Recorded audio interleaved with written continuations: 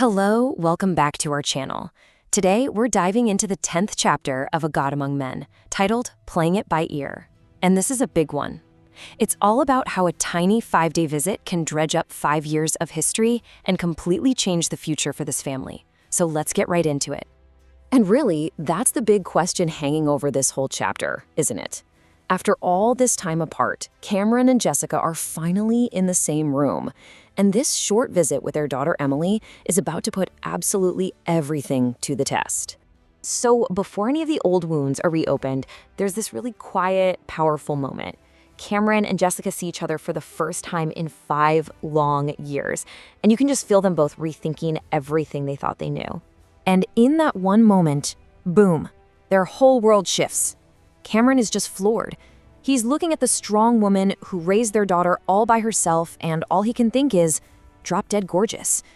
And at the exact same time, Jessica's looking at him and seeing a totally different guy. Not the reckless kid who left, but someone more mature. Someone less arrogant. But, a nice moment like that, it can't last. The air between them is just so thick with 5 years of things left unsaid. All that resentment, all the what-ifs. Seriously, you could cut the tension in that room with a knife as they just stand there in silence. And that fragile peace, that quiet moment they just had, well, it's about to be completely shattered by one single loaded question. Jessica is practically begging him for an apology, for any kind of acknowledgement of the past. But Cameron, he just whiffs it. He completely misses the point and throws it back at her.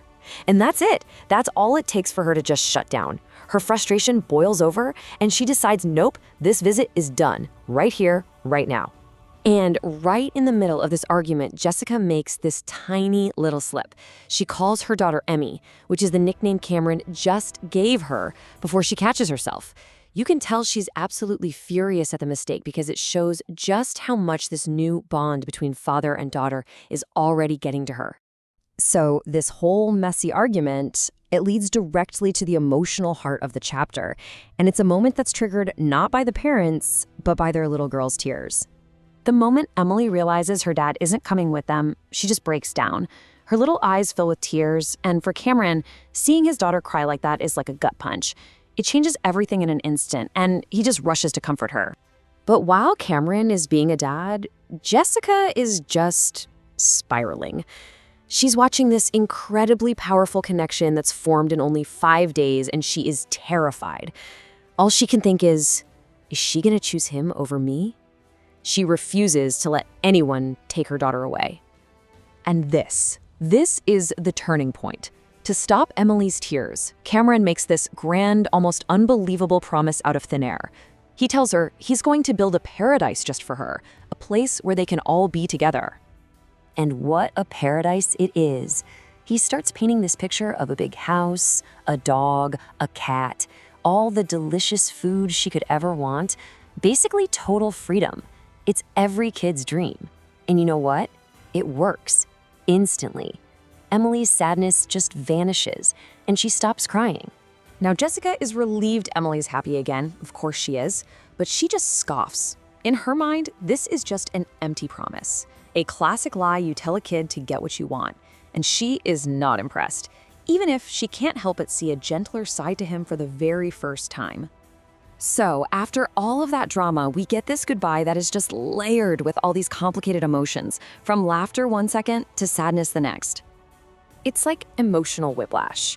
In the elevator, Jessica and Cameron actually share a rare laugh when Emily starts chanting "Stinky Daddy." But then they get to the car, and the sadness comes right back with Emily's heartbreaking question. It all ends with Cameron's final promise, once again calling her "my little Emmy." But the real impact of this 5-day visit, and that new nickname, well, that's not revealed until Cameron is long gone and the family is driving home. See, Jessica's friend, Flora, is in the car with them. And to put it mildly, Flora is not a fan of Cameron.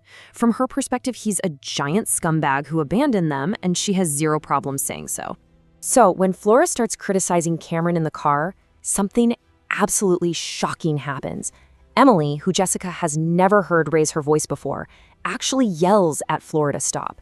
She defends her father with this fire that nobody has ever seen in her. And then comes the final knockout punch. When Flora asks what her name is, she doesn't say Emily. She looks her right in the eye and proudly says, "My name is Emmy."